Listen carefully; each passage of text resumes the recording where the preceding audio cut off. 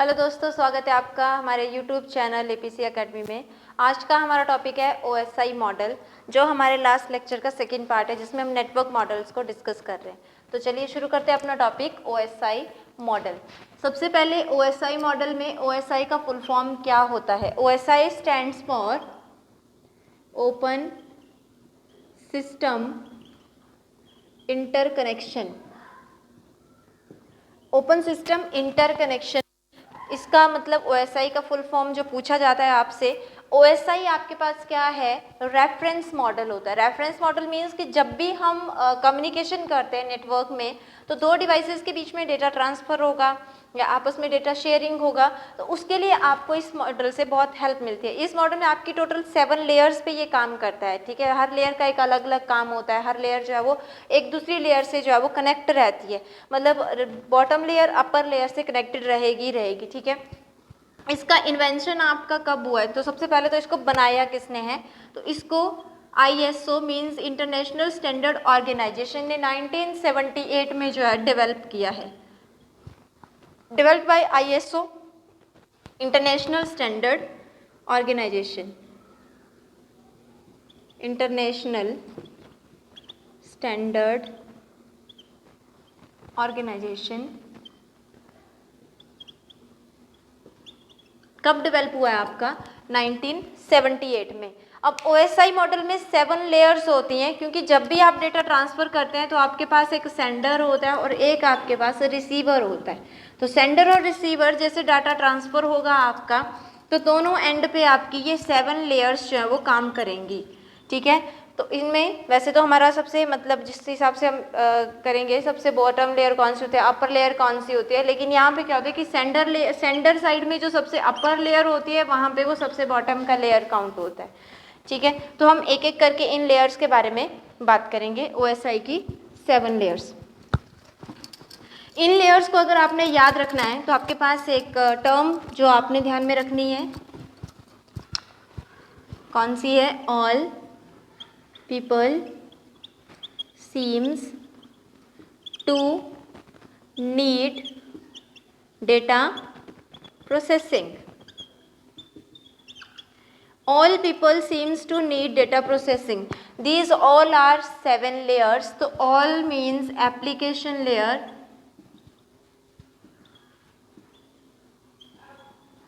people means presentation layer, seems से बनता है आपका सेशन लेयर। नेक्स्ट आपके पास आता है ट्रांसपोर्ट लेयर। नेक्स्ट आता है आपके पास नेटवर्क लेयर। उससे नेक्स्ट है आपका data link layer, and last one is your physical layer.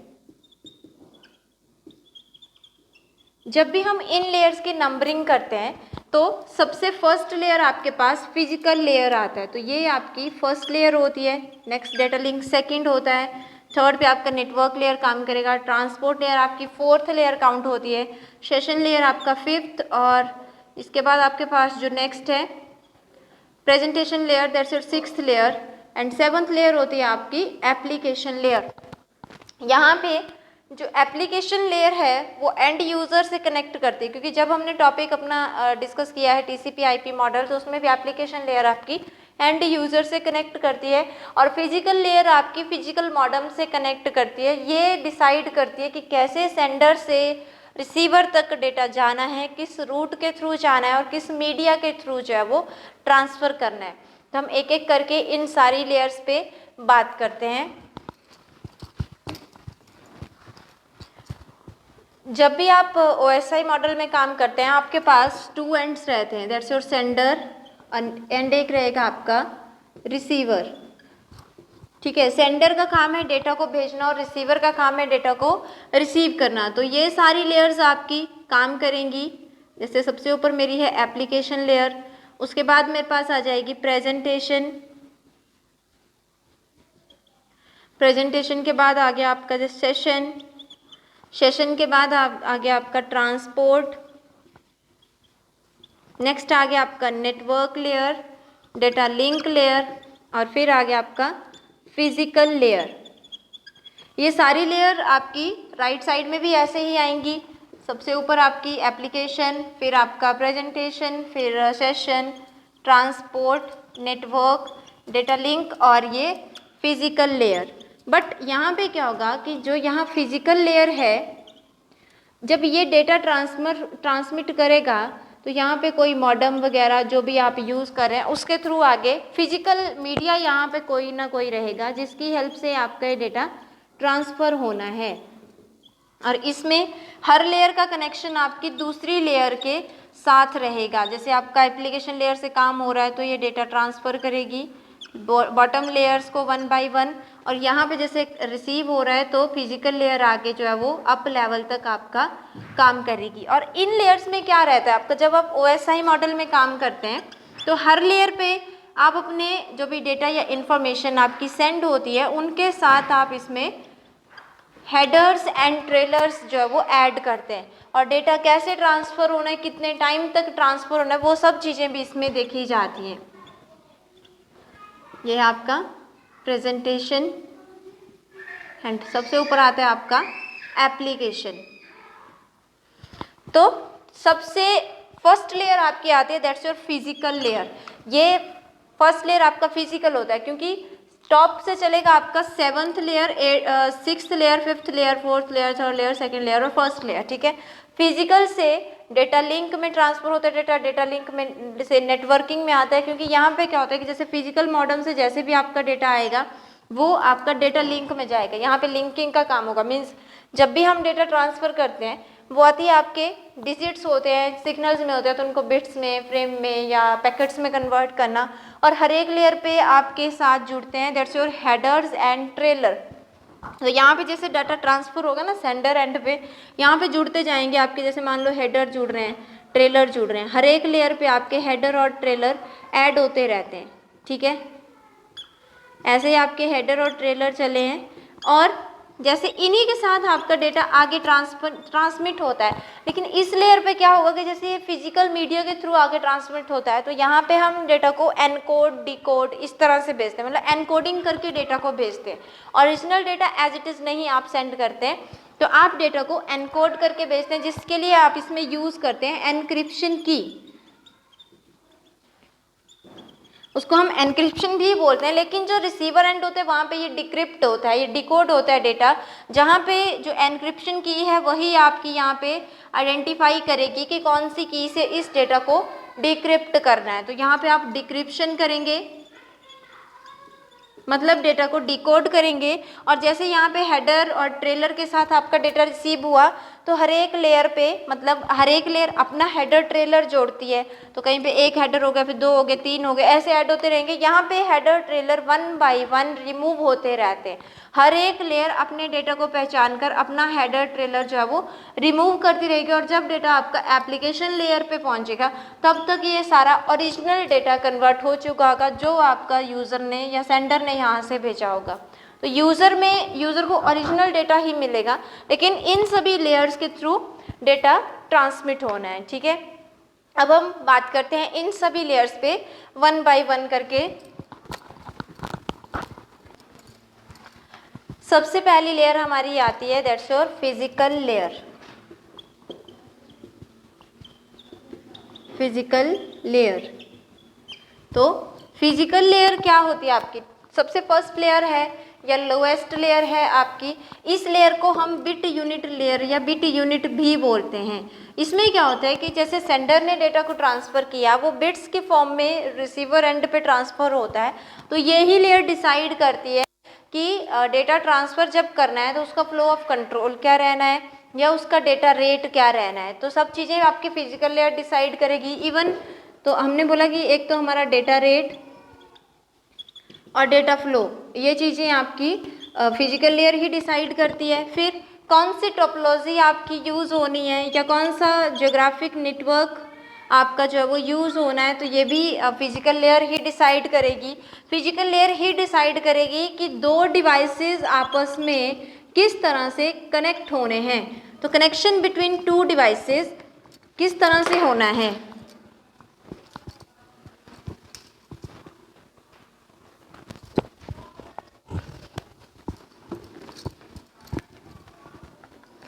Connection between two devices कैसे होना है आपका, ये सब चीज़ें आपकी फिजिकल लेयर ही डिसाइड करेगी। इवन फिजिकल लेयर ये भी बताती है कि जैसे आपने डेटा को ट्रांसफ़र करना है तो आपका मोड क्या रहना है, तो ट्रांसमिशन मोड भी इसमें फिजिकल लेयर ही डिसाइड करती है, ट्रांसमिशन मोड।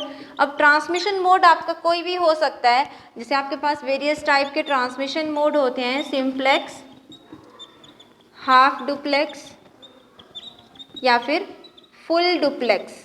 तो कौन सा ट्रांसमिशन मोड आपने अपने पास रखना है, ये सारी चीज़ें फिजिकल लेयर ही डिसाइड करती है। अब इसमें अगर आपने डेटा को आगे ट्रांसमिट करना है तो डिजिटल सिग्नल से, मतलब digital to analog, analog to digital, इसी वे में डेटा ट्रांसमिट होता है आपका। तो सिग्नल्स भी यही डिसाइड करेगा आपका कि कौन से सिग्नल में आगे डाटा फर्दर आपने सेंड करना है। ठीक है, तो सबसे इम्पोर्टेंट रोल रहता है आपका फिजिकल लेयर का, क्योंकि हमने पहले भी डिस्कस किया कि फिजिकल लेयर में फिजिकल मीडिया जो है वो जुड़ा होता है। तो नेचुरल सी बात है कि वो फिजिकल लेयर ने डिसाइड करना है कि फिजिकल मीडिया क्या रहेगा, कितनी बिट्स आपने आगे ट्रांसफ़र करनी है। ठीक है, तो इसको बोलते हैं हम लोग फिजिकल लेयर। मेन याद रखना है आपने, बिट यूनिट इसी को कहा जाता है। तो सब चीज़ें देखी जाएंगी, कौन सी टोपोलॉजी यूज़ होनी है, कैसे कनेक्शन आपका बनना है, कौन सा मोड आपका रहना है।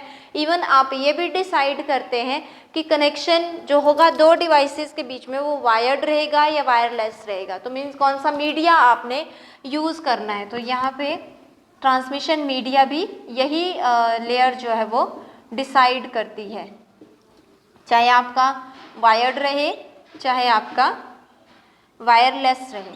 उसके बाद नेक्स्ट मेरी आती है डेटा लिंक लेयर।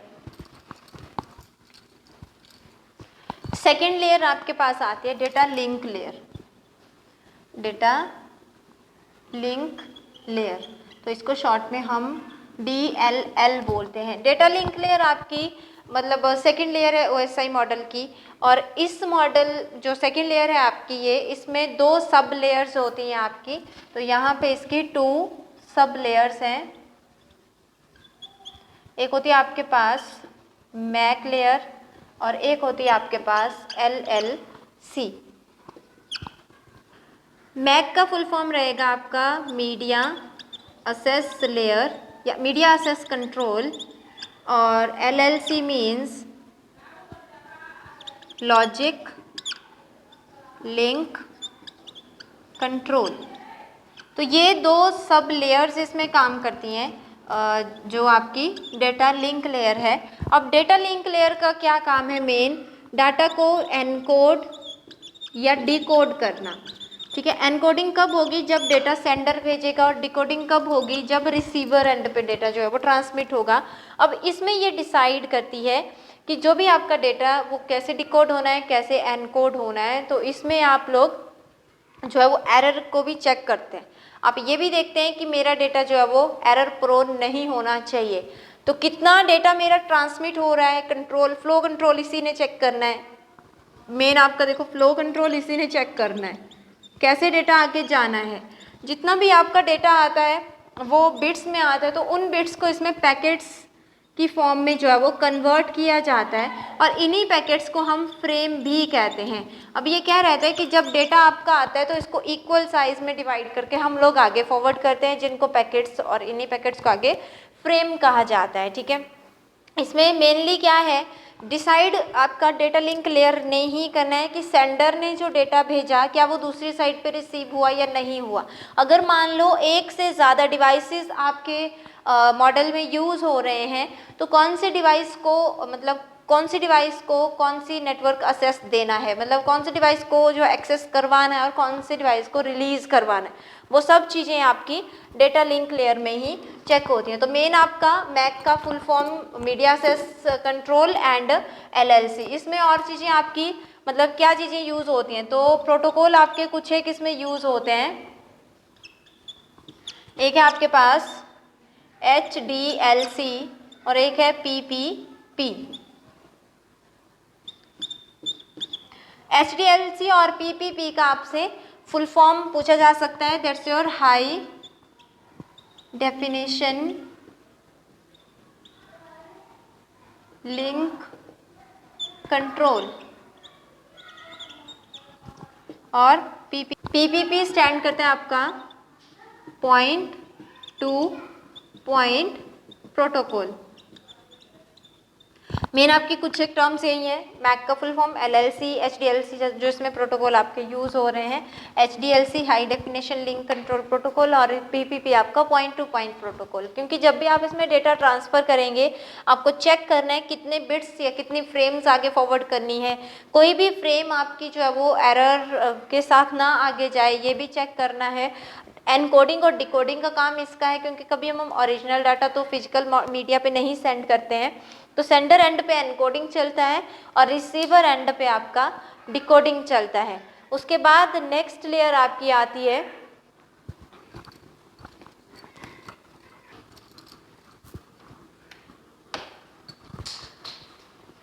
आपके पास आती है दैट्स योर नेटवर्क लेयर। ठीक है, नेटवर्क लेयर को पैकेट यूनिट भी कहा जाता है। जिस तरह से हमारी मतलब इससे पहले डाटा लिंक लेयर थी तो उसको हम लोग फ्रेम यूनिट भी बोलते हैं, जो डीएलएल हमने अभी पढ़ा उसको फ्रेम यूनिट भी बोलते हैं, क्योंकि उसमें फ्रेमिंग वगैरह का काम होता है। इसमें पैकेट यूनिट इसलिए बोला जाता है क्योंकि जो भी हमारे पास डेटा आएगा सेंडर से, जो अपर लेयर से जो भी डेटा आएगा उसको पैकेट फॉर्म में आप ट्रांसफ़र करेंगे।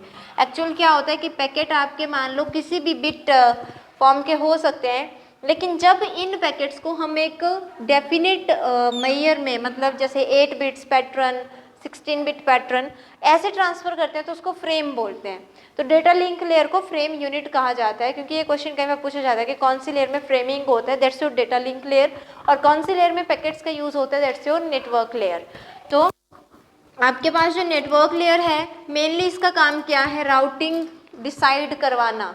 आपके जितने भी सेंडर और रिसीवर एंड पे डिवाइसेस लगे हैं उनका राउटिंग कैसे होगा, रूटिंग कैसे होगी, मतलब किस वे में आपने ट्रांसमिशन करना है, और साथ में जब भी आप रूटिंग करवाते हैं आगे डेटा को ट्रांसमिट करेंगे नेटवर्क पे तो कोई ना कोई नेटवर्क डिवाइस आपका यूज़ होना है, और इसमें जब भी आप डेटा भेजेंगे उसके साथ उसका जो हेडर होता है आपका लेयर का, उसमें आप एड्रेस अटैच करते हैं डिवाइस का।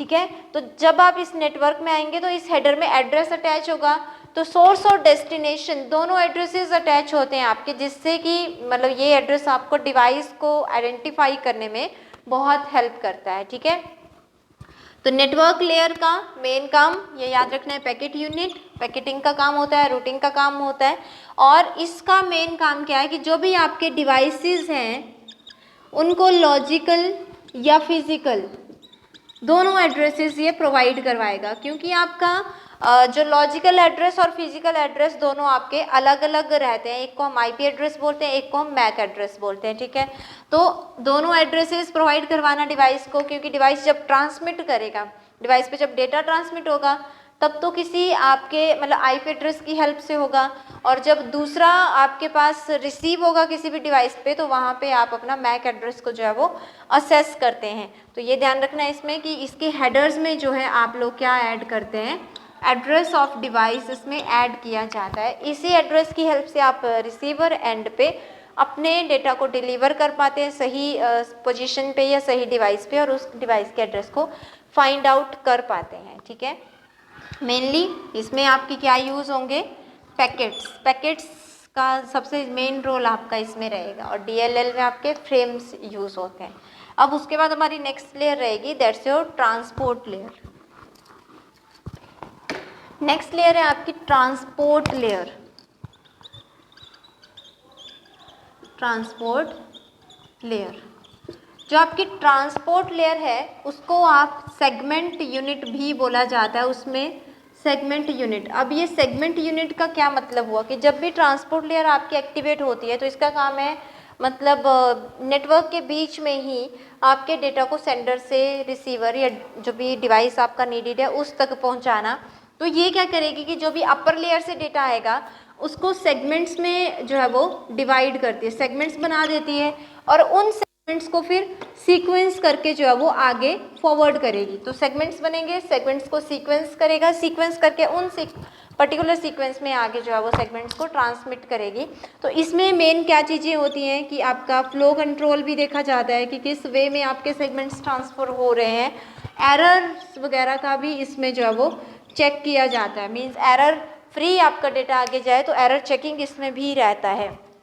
तो इसका मेन काम क्या है कि सेंडर से रिसीवर, अब विद इन नेटवर्क ये काम हो रहा है, अपर लेयर से डेटा लेगी, नेक्स्ट लेयर में ट्रांसमिट करेगी थ्रू एनी कोई भी आपका ट्रांसमिशन मीडिया। तो यहाँ पे आपका जैसे वायरलेस होना है या वायर्ड होना है, कौन से वाला ट्रांसमिशन मीडिया आपने यूज़ करना है, किस वे में इसको ट्रांसमिट करना है, वो ट्रांसपोर्ट लेयर का काम है, कैसे ट्रांसमिट करना है। मेन आपने याद रखना है कि इसको सेगमेंट यूनिट बोला जाता है और इसमें आपके सेगमेंट्स होते हैं और सेगमेंट्स को सीक्वेंस में आगे जो है वो फॉरवर्ड किया जाता है। एरर चेकिंग का काम इसमें रहेगा, फ्लो कंट्रोल भी ट्रांसपोर्ट लेयर ने ही चेक करना है। उसके बाद हमारी नेक्स्ट लेयर आती है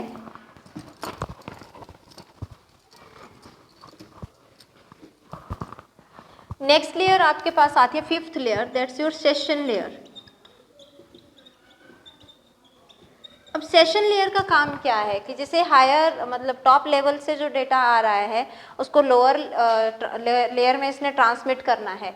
तो सेशन लेयर आपकी क्या करेगी कि जो भी डेटा आएगा, जो भी आपके पास जिस भी फॉर्म में डेटा आएगा उसको उनके मतलब जो डिवाइसेस होते हैं उनमें सेशन क्रिएट करना।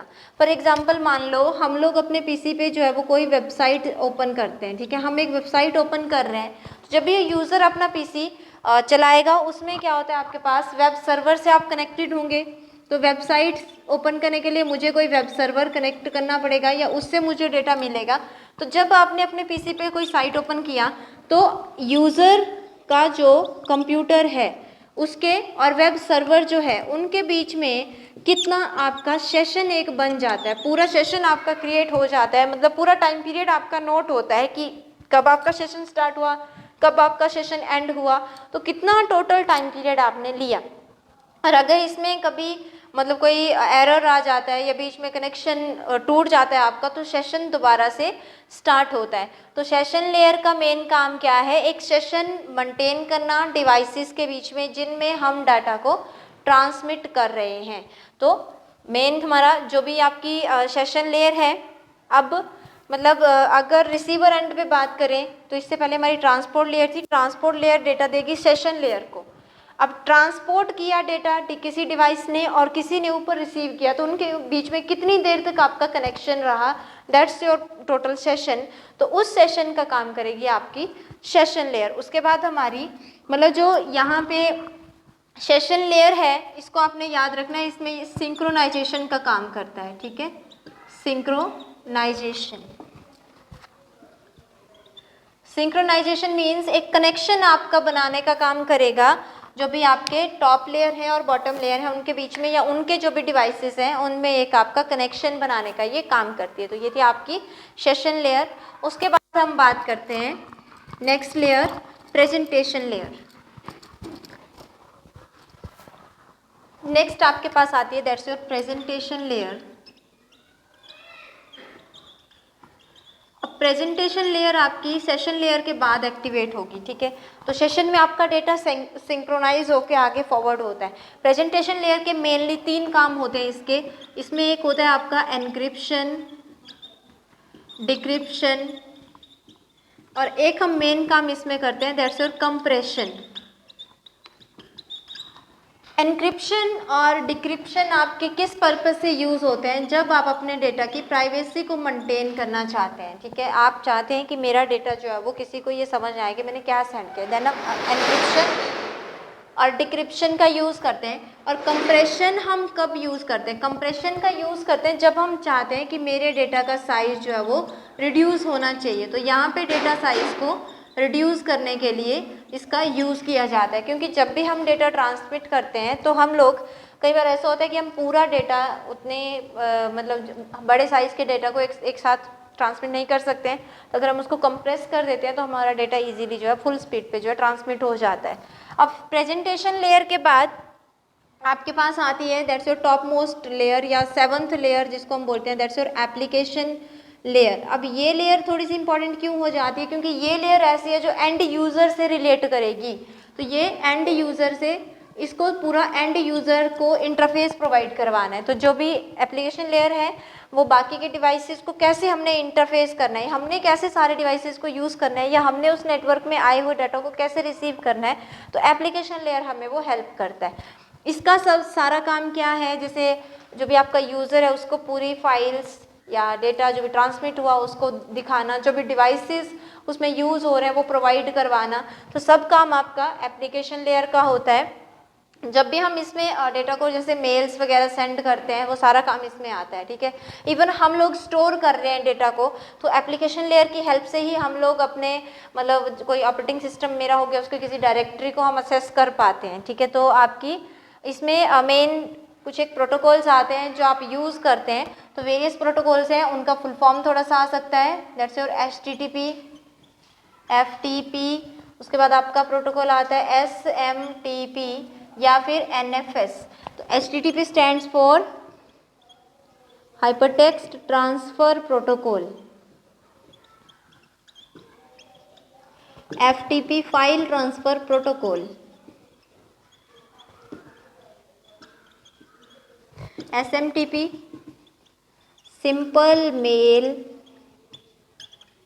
Transfer protocol, NFS network file system, network file system. Network file system means कि हमने जैसे अपने ऑपरेटिंग सिस्टम में जितनी भी फाइल्स हैं उनको कैसे हमने असेस करना है, root directory, present directory, parent directory, कैसे हमने उन सब चीज़ों को जो है वो एक्सेस करना है। HTTP आपको मतलब जब भी आप वेब पेज या वेब सर्वर, वेब ब्राउज़र पे काम करते हैं उसके लिए आपको HTTP प्रोटोकॉल का यूज़ होता है, जिसमें हम टेक्स्ट, ऑडियो, वीडियो तरह के डेटा को जो है वो असेस करते हैं। फाइल ट्रांसफ़र, जब भी आप कोई फाइल ट्रांसमिट कर रहे हैं एक जगह से दूसरी जगह पे, जब आप मेलिंग वगैरह यूज़ कर रहे हैं, ईमेल सेंड करें, वहाँ पे आपके कुछ एक ऐसे प्रोटोकॉल जो हैं वो एक्सेस होते हैं। तो ये थी मेरी टोटल 7 लेयर्स। तो एक बार 7 लेयर्स पे पूरा ओवरव्यू कर लेते हैं, कौन सी लेयर में हमने क्या चीज़ डिस्कस करी और कौन सी लेयर को क्या कहा जाता है। एक एक करके हम थोड़ा सा बात कर लेते हैं, जो भी हमने लेयर्स मतलब डिस्कस करी उनमें क्या क्या हमने बात करी। तो हमारे पास टोटल होती हैं 7 layer. That's your application, all, people, फिर सेशन लेयर सीम से बनता है, transport, T for transport, network,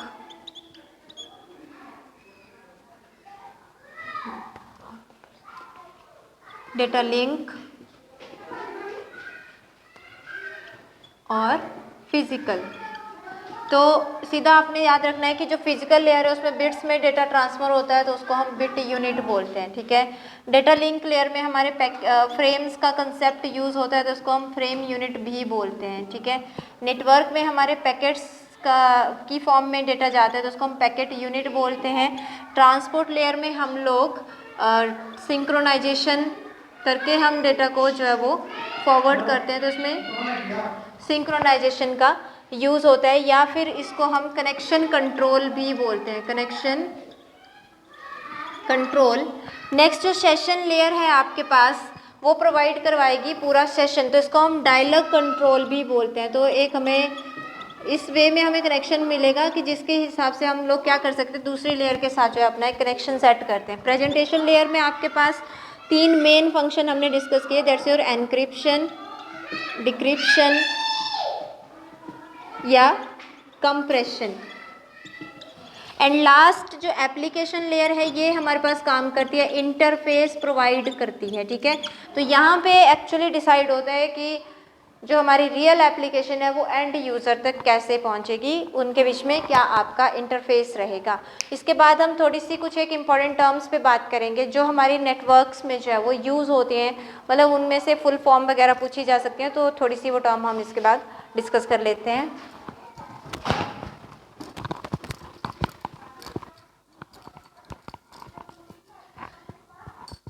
कुछ एक इम्पॉर्टेंट टर्म हमारी नेटवर्क में जो यूज़ होती हैं उन पे बात करते हैं। तो एक टर्म आपके पास आती है, दैट्स योर मल्टीप्लेक्सिंग। मल्टीप्लेक्सिंग आपकी क्या होता है। तो मल्टीप्लेक्सिंग में क्या होता है कि जैसे हमारी इनपुट आती है तो उसको मल्टीपल चैनल्स पे आप सेंड कर सकते हैं एक साथ। तो जो भी हमारी इनपुट होगी उसको साइमल्टेनियसली मल्टीपल चैनल्स पे आप लोग जो है वो ट्रांसमिट कर सकते हैं, transmit over multiple channels simultaneously. ठीक है, तो एक और टर्म आपके पास आती है दैट्स योर CDMA। इसका फुल फॉर्म कई बार अराइज होता है, that's your code division multiple assess. Next आता है आपके पास पैकेट स्विचिंग। पैकेट स्विचिंग आपके कहाँ यूज़ होती है कि जब भी आप ट्रांसमिट करते हैं डेटा को तो उसको छोटे छोटे पैकेट्स बना के जब आपने नेटवर्क पे ट्रांसफ़र करना है, ठीक है, तो उसके लिए पैकेट स्विचिंग कंसेप्ट है। एक आपके पास आता है ISDN, integrated signal digital network. एक आपके पास मतलब जो इंटीग्रेटेड सिग्नल डिजिटल नेटवर्क, तो यहाँ पे आपने जैसे अपना डेटा ट्रांसफ़र करना है, मतलब digital signal to analog, analog to digital, तो किस प्रकार के सिग्नल के हिसाब से आपने अपने डेटा को ट्रांसमिट करना है। इसी टर्म में आपके पास आता है token.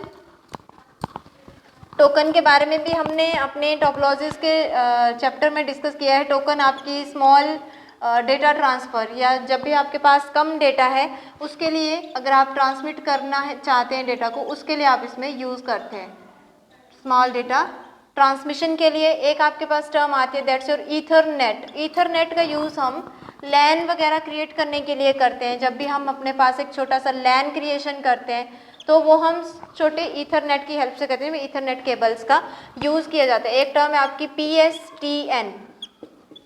PSTN means packet switched telephone network. इसका यूज़ हम टेलीफोन लाइंस में जब भी डेटा ट्रांसमिट करना है उसके लिए करते हैं। तो यहाँ पे हमने कुछ एक टर्म्स यूज़ करी, multiplexing, CDMA code division, multiple assess, packet switching, ISDN। ISDN में आपके पास जो ऑडियो वीडियो हर तरह का डेटा आपके पास रहता है जिसको आप डिजिटल वर्ड से आप क्लियर कर सकते हैं कि यहाँ पे आपकी जितनी भी डिजिटल इन्फॉर्मेशन है, चाहे वो टेक्स्ट है, चाहे वो इमेज है, चाहे सिंपल आपका ऑडियो वीडियो फॉर्म है, सब तरफ से आता है। बट यहाँ पे जो सिग्नल आपने लिखा है यहाँ पे सर्विसेज यूज़ होता है, that's your services. Correct full form है इंटीग्रेटेड सर्विसेज डिजिटल नेटवर्क। तो इनका सिर्फ फुल फॉर्म ही अराइज होता है। टोकन रिंग टेक्नोलॉजी हम अपने रिंग टोपोलॉजी में यूज़ करते हैं। ईथरनेट हम लोग अपने बस लाइक जो आपका लैन होता है बस टोपोलॉजी, उसमें आपकी ईथरनेट वगैरह का यूज़ होता है। तो ये था हमारा आज का टॉपिक OSI मॉडल। अगर आपको टॉपिक अच्छा लगा है तो वीडियो को लाइक करें, शेयर करें, कमेंट करें और हमारे चैनल को सब्सक्राइब करें। Thank you.